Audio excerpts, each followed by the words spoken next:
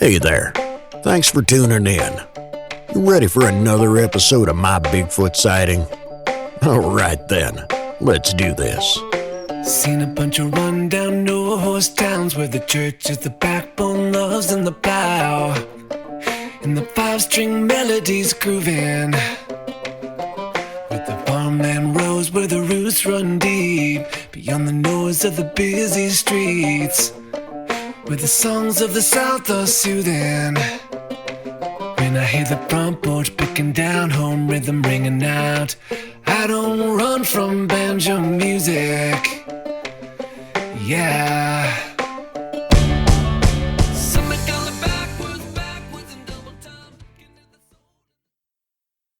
My Bigfoot sightings began in 1983.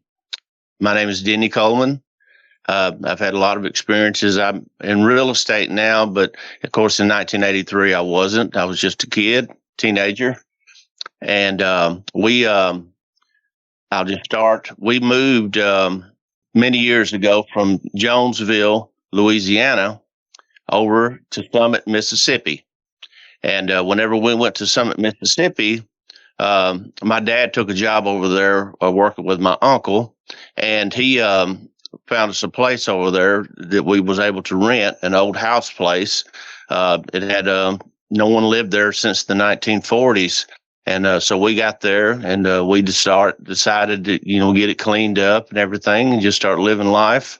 And this was during the summer when we moved there. And so it was all growed up. We mowed it. It was just an old house place, shingled, walled house, old house, 2-story house, had a tin roof on it. You can just picture something way out in the country like that. And it was way out in the country, away from everybody. And so we, the very first experience there, which we didn't realize or know that when things were going to start happening, was when we cleaned the house out. We went inside the house, and it was full of, and of course, we didn't relate it to Bigfoot in any way whatsoever. We just saw it seemed to be human poop in the house. And we cleaned it all out and everything. And of course, as my story goes, you'll understand now what was going on.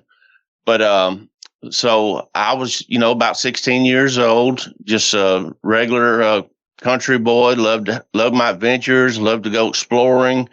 So it was a beautiful place, lots of virgin timber just for miles around. And so I would go and explore.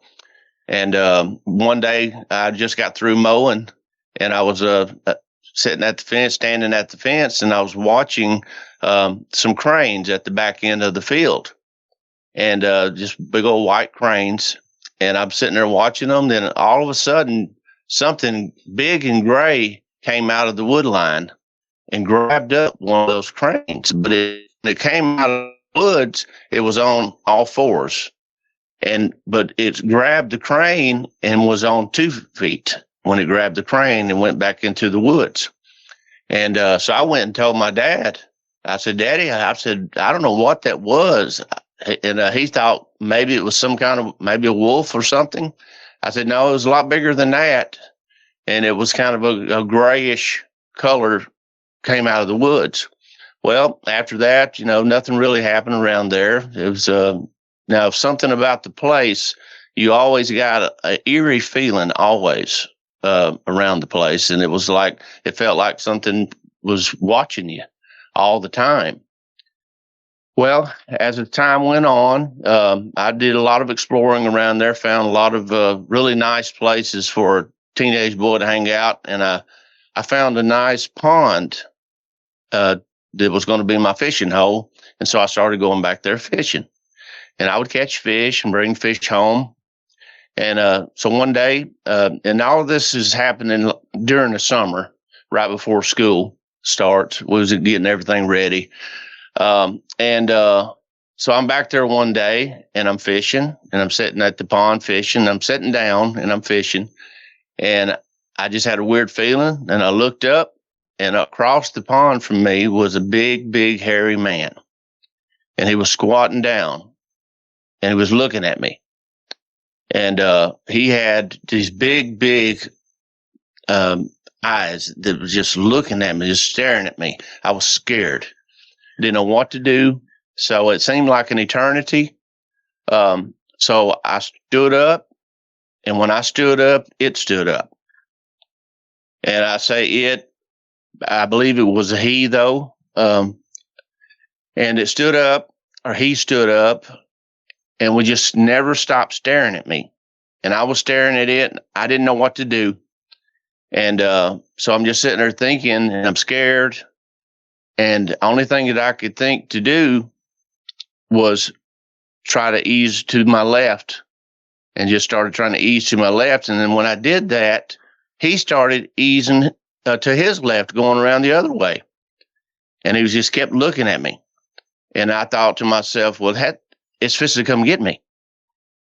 So I'm easing back to my left. It's coming around the pond. Now, on one end of the pond, there was a pine barren on one end of the pond. So when he got there, couldn't see me, and I couldn't see him, that's when I thought I could take off and run. So I did. I ran hard and fast. And I'm coming to the house, and I'm almost at the house. And right before I get to the house, my little brother and my cousin are right in the edge of the woods by the house. And I stopped just long enough to tell them, get in the house. That's what I told them, get in the house. I didn't say why. I just said, get in the house. So I'm going into the house. And about the time I open up the door to go in the house, they're right behind me screaming.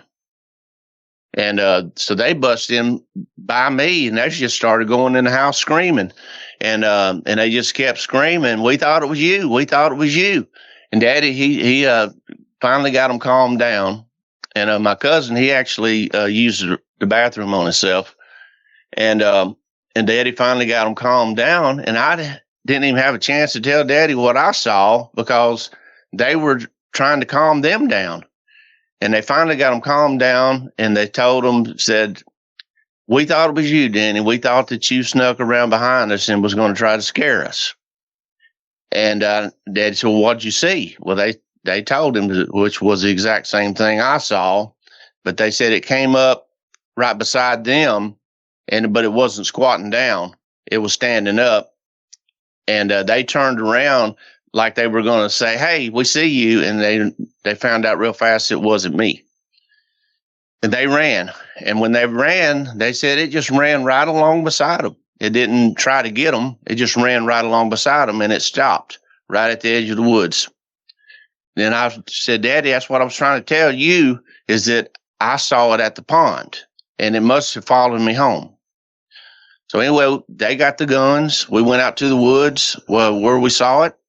And we looked around everywhere, and where it was at, and this, like I said, this was in the summertime, and there was hair, and there was these long strands of white, silky hair. And so we got the hairs, and we put them in baggies and everything, and saved them. But of course, there's another part of that story too. And but after that, it was like everything went crazy. It started coming to the house at night. It started throwing stuff at the house. It threw stuff. You could hear stuff hit the top of the roof. And it was just literally, we had to finally bring the dog inside, because the dog was just going crazy, barking at the woods. And it just went on for the longest time. And then all of a sudden it just quit, and everything went back to normal. And so school had started then. And I was in school, and like I said, everything was just normal.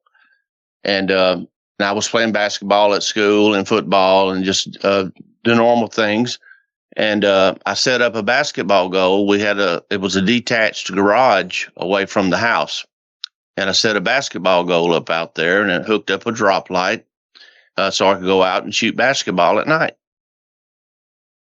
I was out there, and you had to go inside the garage to plug in the drop cord. So I went inside the garage to go plug in the drop cord. Where you plug in the drop cord, there was a big open window.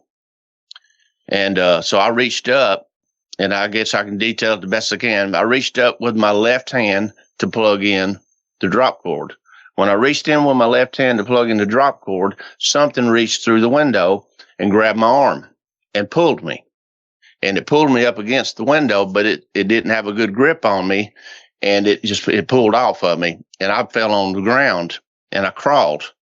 And I crawled out to the edge where the main entrance to the garage was, and looked around. I didn't see nothing, didn't hear nothing. So I ran into the house. I ran into the house screaming. And I went into the house and I was screaming that something tried to get me out there. My dad got the gun. He got the light. He went out there and he was shining out across through there, and you could hear it running across the field.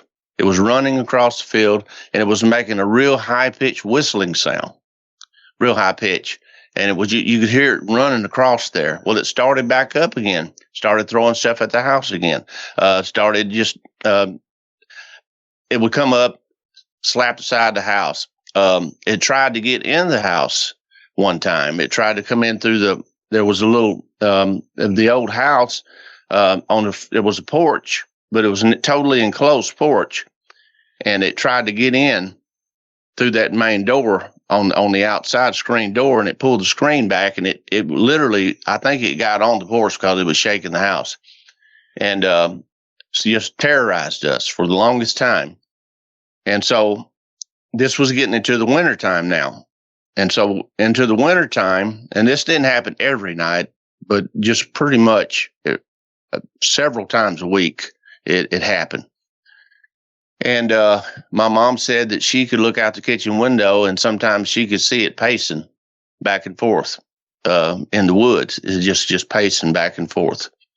And, well, one night it was really cold, and we had a wood-burning stove. And the wood-burning stove was downstairs in the living room. And so we would watch TV, and I was going to bed. I told everybody I'm going to bed. So I went to bed, got up in my bedroom, which was a one bedroom upstairs. And I got woke up because of smoke. There was smoke. My room was full of smoke. And so I ran down the stairs and told Daddy there was smoke. And we went outside, and the house was on fire on the outside. And the stove pipe on the outside of the house had been knocked off. And so we felt like that he probably throwed, there was actually, after everything was over with, we did find, a big piece of a log that was out there on side the house, where I believe it threw it at the house and knocked it off. So right after that, we got the house put out and everything, and we packed up and we left. We moved, and that was the end of that. But now my best description that I can give people of what I saw was it was a large, very large, grayish, reddish gray, hairy man. He was huge. He had real broad, wide shoulders. It didn't really have a neck. It's like its head sit down on its shoulders. Long arms, and those eyes. It was big almond-shaped eyes, and I'll never ever forget that. I still have nightmares about that to this day, and I'm 57 years old. And then when it grabbed me, I don't think that it really wanted to get me. I think that it really wanted to get me, it would have, and it didn't. But we moved away from there, and that was the extent of my experience in Mississippi. And this was Summit, Mississippi. Next story goes along. There was a long time space. I moved down to Texas. I got married, lived in Arkansas for a long time, got divorced, and moved to Texas with my brother. We started playing music down there, and this was back in 2010, 2009, 2010, moved down there. And right around Conroe, Texas, on Lake Conroe, we lived there. And we was playing music and stuff for the years. And, the place where we lived at was right there close by the lake. And never, ever would I think that I would have a Bigfoot experience there. But I would take my little dog out for a walk every day, and I was back in the woods taking the dog for a walk one day, and I just saw a structure. There was a structure out in the woods, and it was just a really nice built structure, but it was big and it had big logs. And so I decided I was going to take a picture of it. I had a little flip phone.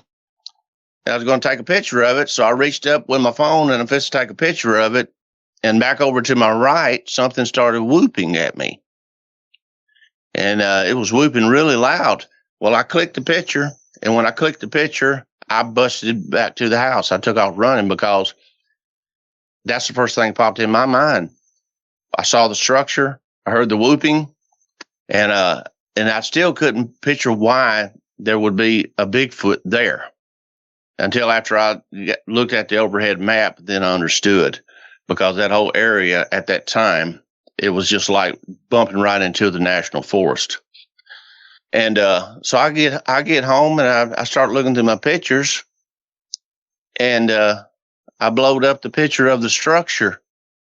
And I said, no, can't be. And I've got this picture, and I'm sure everybody's seen the picture by now, but it was literally a baby Bigfoot up in the structure. And apparently the mother, she was whooping at me because I got too close to that structure. Well, after that, I would start going back there, leaving apples and things like that, and they would take the apples. And then one day, they literally brought an apple back to work and put it on our deck after I'd left it. Well, I didn't live there that long after that, and I moved back up to Oklahoma. And when I got up to Oklahoma, and there's to help my dad and his wife, they lived up here right outside of Honebi, right here at the foot of the Kiamichi Mountains. And well, my dad, before I moved up here, my dad called me, and he said, "Son, you're not going to believe this," because he knew, that I was really into Bigfoot. And he said, "You and your brother, y'all need to get up here. Something broke in my trailer." And I said, "Well, what was it, Daddy?" He said, "Well, son, I really don't know." He said, "But I called the sheriff, and I had the sheriff come out." And the sheriff came out, and he said, "Next thing I know, I have all these Bigfoot researchers on my property." And they told us, they said, "Mr. Coleman, we just want to let you know that we found tracks on your property." And of course, my dad, you'd have to understand him. He told them, to leave and don't come back. But he told me about it. So me and my brother, we came up. And he showed us what had happened, where it broke in the trailer, and it had just tore off one side of it from the top down. It didn't do it from the bottom up. It pulled it down from the top down and tried to get in the trailer, but it was too big. It pushed the studs apart, and it couldn't get in. And so Daddy, he said, "Yep." He said, "We've got them up here." He said, "My wife, Shirley, she's seen them." And so I brought my little SC camera up, and he said, "Yeah, go on back there. Just go look around, see what you could see." And so I went back there one day, and I was going, but there's a big, big pond right back in here behind my house. And so I'm walking down the trail to go to the pond, and I've got my camera in my hand, and I'm walking. And right before I get to the pond, I look up and I see 4. There's a big, big black one. There's a Auburn female. There was a young juvenile and an older gray. And they saw me the same time I saw them.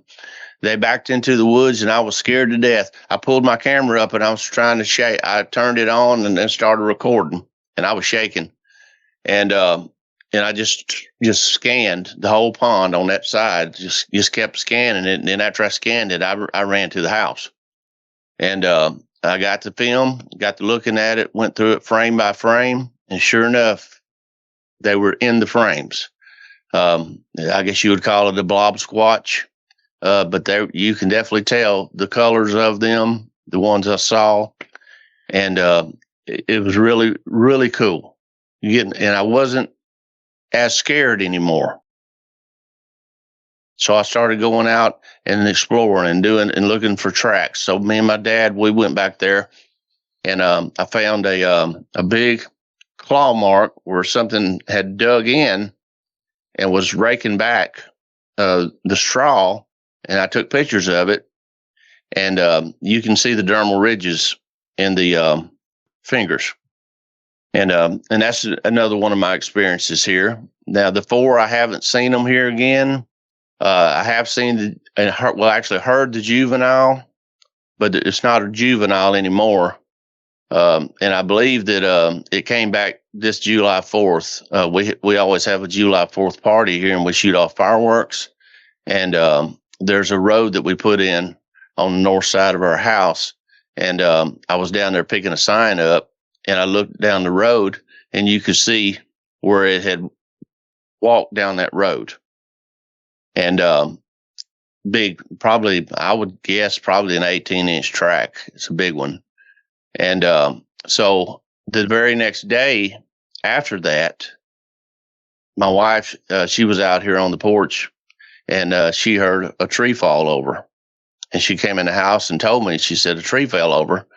And the tree fell over. And I told her, I said, well, it could have been from the rain. I don't know.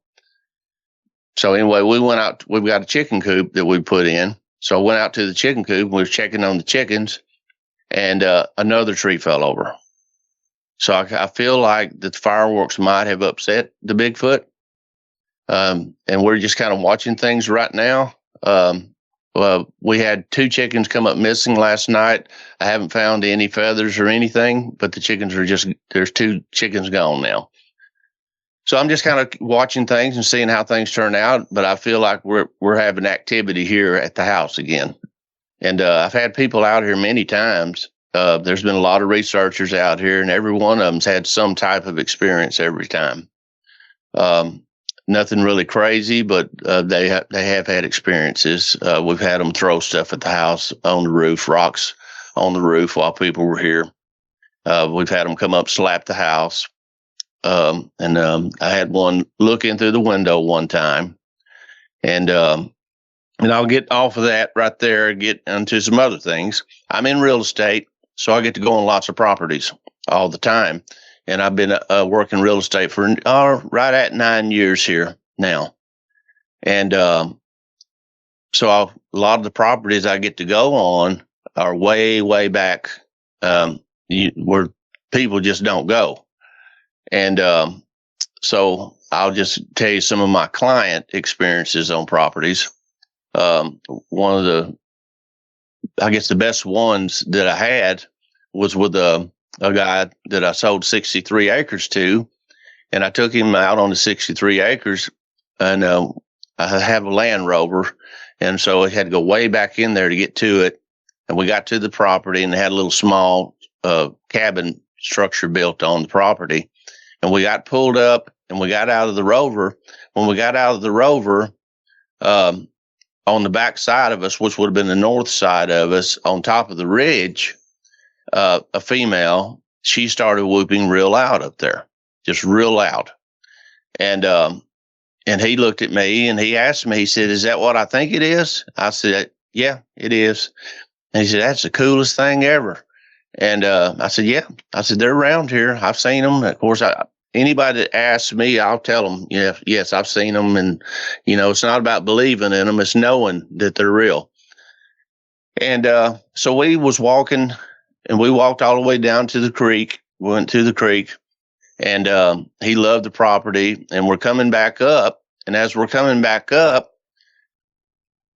it sounded like a little 2-year-old child crying at the creek.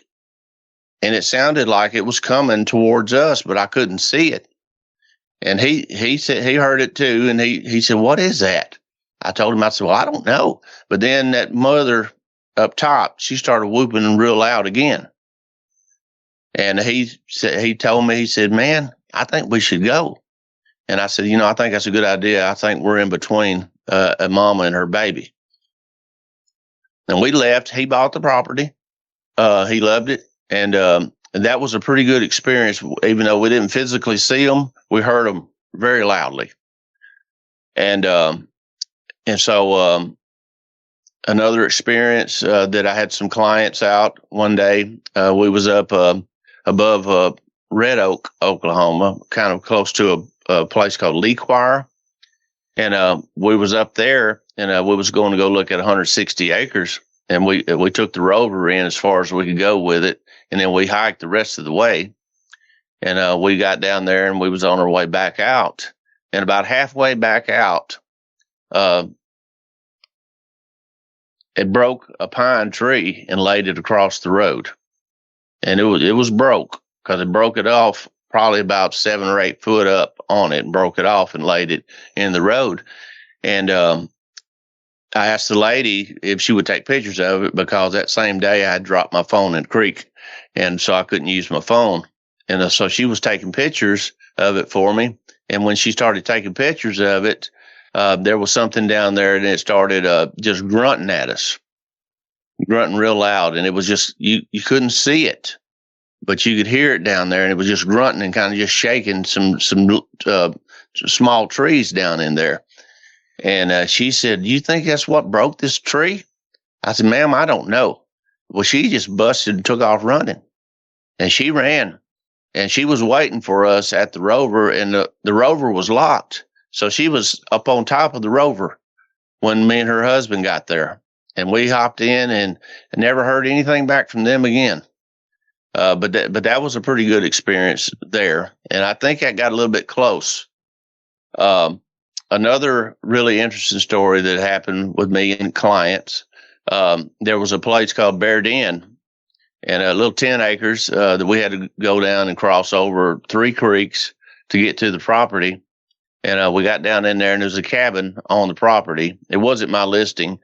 And so I got the people on the property, and when we pulled up to the cabin, the first thing I noticed that one side of the cabin, something tore in and ripped off the plywood off the side of the cabin. And I called the listing agent and told him that, hey, you need to call the sellers and let them know that something broke in the cabin up here. And I took pictures of it. And so we took pictures of that. And then we always, if I get a chance to go show the creek, I take them to the creek. So we're down at the creek, and we get down to the creek, and there's this really strong, pungent smell all of a sudden at the creek, and just made the hair stand up on the back of your neck. And they smelled it really strong too. And his wife, she got scared. So we went back up, and we left on the property. And the listing agent calls me back the next day, because he went out there to go look at the damage. And he called me back the next day, and he said, "Did you see the fingerprints?" I asked him, I said, "Chuck, well, no, I didn't see any fingerprints." I said, "I just saw something ripped them boards off the side of that cabin." And so he sent me a picture. He sent me the picture, and on the studs, you could see these big fingerprints on the studs. And so I got my pictures from the day before, and I blowed them up real big, and you could faintly see those fingerprints. So whatever did it had oily fingers. It turned black over the day, or one day it turned black. And yeah, I still got pictures of that. And the people that lived right down the road from that place, Chuck was down there, and he asked them if they had any experiences with anything, and they just started telling him all kinds of stories.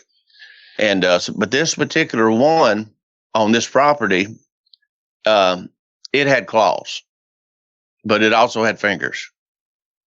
And so that was a little bit scary there. And people say, "Oh, that must have been a dog man." Well, I don't know. I'm not no expert in any way with this. I just know that it broke in, or tried to break in, that cabin, and it left fingerprints. And it was you had a really eerie feeling, because, like I said, the hair stood up on my neck when I smelt it down there. And it must have been very close to us, and it must have just done that before we got there. So that's another experience that I've had. I'll go ahead and tell you about the Honubby, and this hadn't been that long ago. There's a place down there called Boat Tuclo, and it's right on the other side of Honubby, in between Honubby and Batiste. And so I'm down there, and the place there's a lot of properties down there that they put roads in, and they got nice gates and stuff, and it's a nice little community that they're trying to start down there. And so I was going down there to go do a listing of one of the properties. And so I go through the gate, and I'm driving down, and as I'm coming up over the hill, I look down, and I thought it was somebody walking down the side of the road.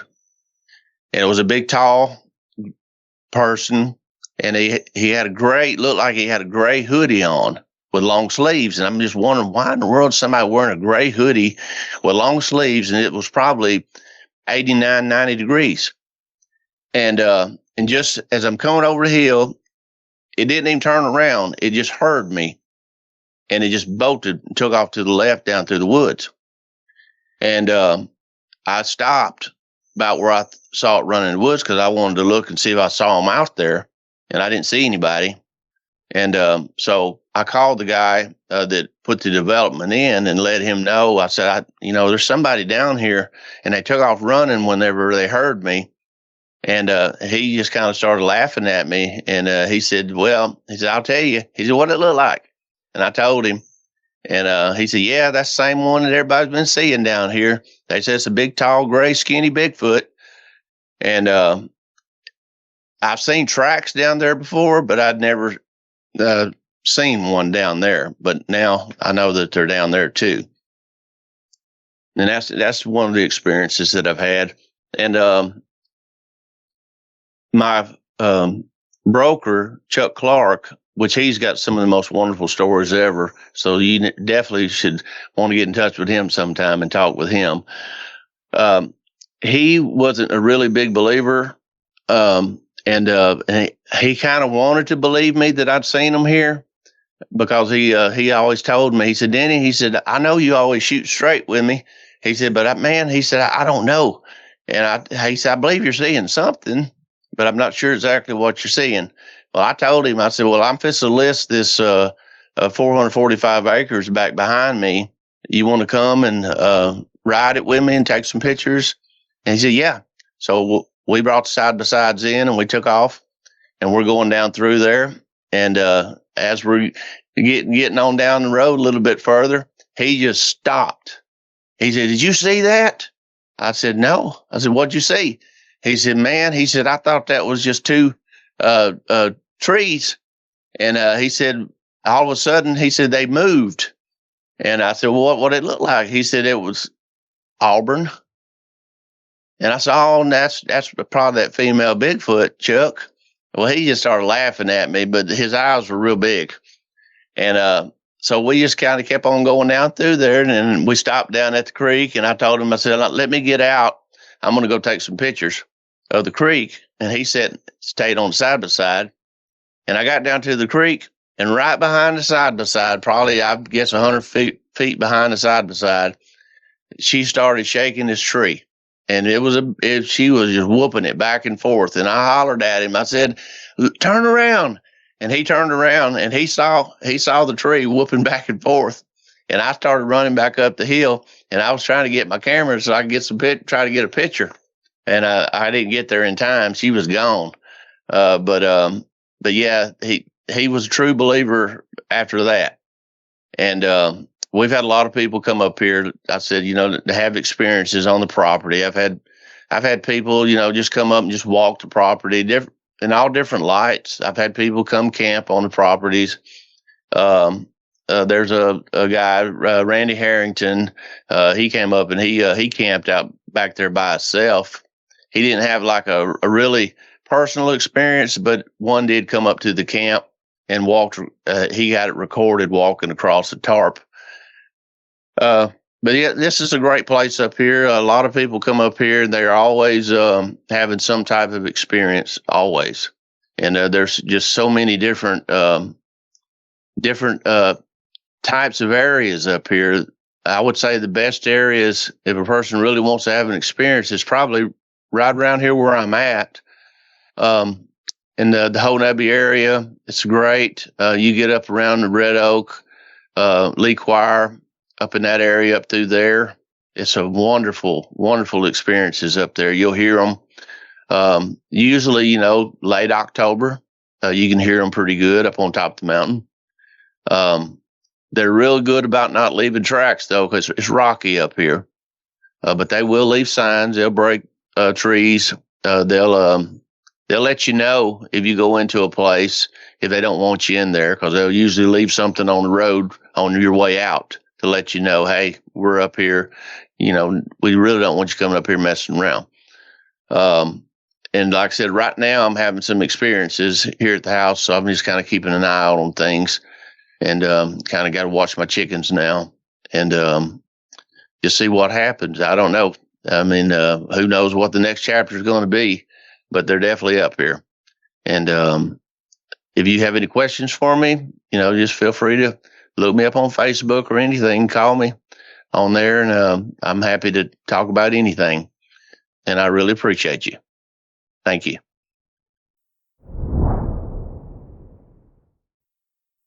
My Bigfoot sighting happened in 1982. I was in third grade. I was about 10 years old when I had my sighting. We lived in a house in Salem, Ohio. We lived in Mahoning County, not Columbiana County, where Salem's at. We lived in Mahoning County. When we lived, there was a bunch of hay fields and cornfields, a lot of farms around us. And we lived on a road that was a fairly vacant road. There wasn't too many houses on it or nothing. And then we lived right in the middle of the road, this section of the road. And there was a group of trees there and stuff. Well, one day we were over for me and my brother. I have a twin brother. And we were over a friend's house. And we were going home. It was about 6 o'clock or so. That's the time my mom usually wanted us back at the house. And we were riding our bikes down the kids' driveway and got to the end of the driveway, and we smelled a really like a dead skunk smell. Like a dead animal, like a dead skunk. And we looked around to see if we could find some, but we didn't. Whatever, but. We continued riding our bikes down to the beginning of the group of trees. That was like at the neighbors part of their houses. That's where the group of trees started. And we got to their driveway, and we just happened to notice there's this thing standing on the side of the road. It was probably, we were at our neighbor's their driveway, and it was probably about 35 feet, 40 feet past our driveway. So we were probably, I don't know, 100 feet, 120 feet from it. And we didn't notice it until we got to that driveway, and we noticed it. It was just standing. It was standing completely still, but it was facing away from us. And it was completely black, or maybe it was dark brown, but it was dark brown, black, whatever. It was really dark. And it was probably at least 7 feet tall. It wasn't shaped like Patty off of that one clip that I can't remember their names that had that Gilman clip.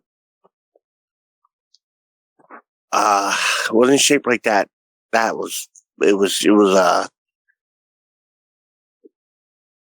tall. It had really long arms. I remember that. But it was like it was thinner. It wasn't as, like I said, bulky or nothing. It was kind of like a thin, not skinny, but like a basketball player or something. It just stood there completely motionless, but it was facing the opposite direction. And we were looking at it. We probably was looking at it for about 30 seconds. And we're like, my brother asked me, he goes, what is that? And I'm looking at it, or, he's looking at it. And I just like, that's Bigfoot. And I went to look, and I'm looking, and I went to look at my brother. He took off. He took off completely halfway up the driveway already. He just left me back there. And I didn't wait when I was going to be there by myself. So I took off after we went up to the house, and we ran into the house and told my mom, 'cause my dad wasn't there, but my mom was there. We told her, and I don't remember what she said, but I'm sure she didn't believe us. And that was a sighting for that. But about a week or two later, there was a hunting club about a mile or so up the road from us, and there was a farm across from the hunting club. About a week or two later, there was a Bigfoot that attacked the guy's chickens in his chicken coop, and the guy shot at it, but he didn't get it or nothing. So I'm assuming that probably was the same thing that what we seen. Now that was when I was in third grade when we seen that, and as the years went by, we would hear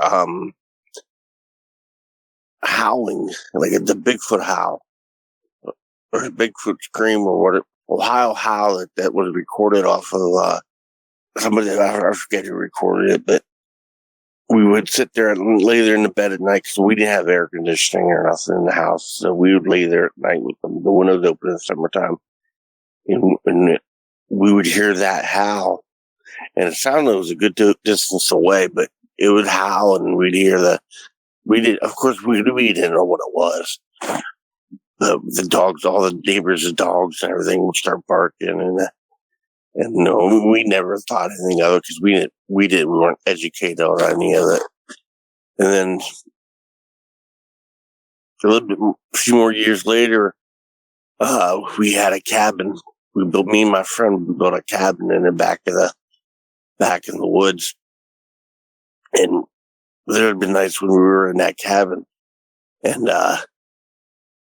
we would hear rocks and whatever would land on top of the roof, and I'd be like, "Well, that's my friend. What do you think, Dad?" He goes, "Oh, that's just acorns." But now that I'm thinking about it, there was no trees or anything around there that produced acorns, and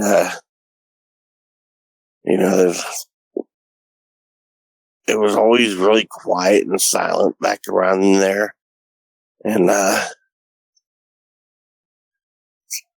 was the sighting I seen for that, or the sighting and the occurrences from what I've seen in my Bigfoot encounter. Down the street from the house that we lived in, there's a sawmill, and across from the sawmill, back in the woods, there's a sugar camp where they used to collect the maple syrup out of the trees and all. Well, right past that, back a little bit further than that, is this area of trees. Now some of those trees were ripped up and flipped over and shoved back into the ground, and everything. When that area back there looks like, maybe is what I'm thinking, is maybe there's a bunch of not dens, but pads and stuff of vegetation where they were living at, because I've been back there when we were younger, and out hill fear. I'd walk. It was a straight shot from my mom's house to that area, and me and my brother would go back there, and when I would turn around to leave, I would I would get like it was an infrasound or something and get totally confused. Now, all I had to do was turn around and walk a straight line. And, I've been back here hundreds of times, and I would end up getting lost. I'd be like I'm in a complete daze, not knowing where I'm going. And I've always felt uneasy going back in this area. And I know, I know that there's rats throughout there. Well, that's it for tonight's show. If you've had a Bigfoot sighting and would like to be a guest, please go to mybigfootsighting.com and let us know. Thanks for listening. Have a great night. Seen a bunch of rundown no-horse towns where the church is the backbone, loves in the plow, and the five-string melodies grooving, with the farmland rows where the roots run deep, beyond the noise of the busy streets, where the songs of the South are soothing. When I hear the front porch picking down, home rhythm ringing out, I don't run from banjo music. Yeah. The sound of a memory brings me back to the bluegrass playing on my dad's 8-track. His pickup man had been through it, getting through the day on Scruggs and Skags, booking their bales to those Tennessee jams. There's no other way that I'd do it. When I hear the front porch picking down, home rhythm ringing out, I don't run from banjo music. Yeah. Something going backwards in double time, getting to the soul in the tremolo Kentucky style. Those are the anthems drumming out, country boy living. When I hear the front porch picking down, home rhythm ringing out, I don't run from banjo music.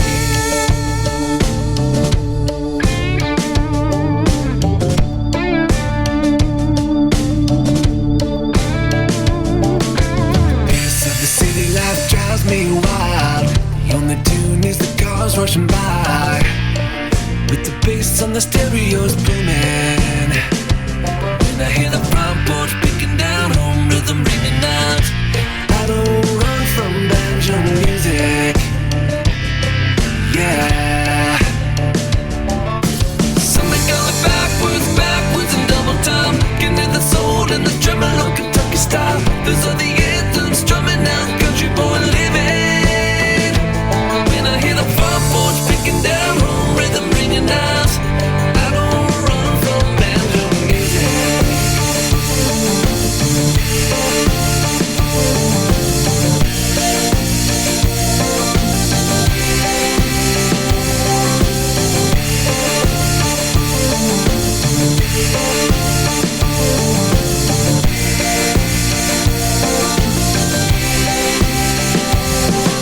Something going backwards in double time, getting to the soul in the tremolo Kentucky style. Those are the anthems drumming out, country boy living. When I hear the front porch picking down, home rhythm, ride chicken porch swing, mama's best sweet tea kind of sound.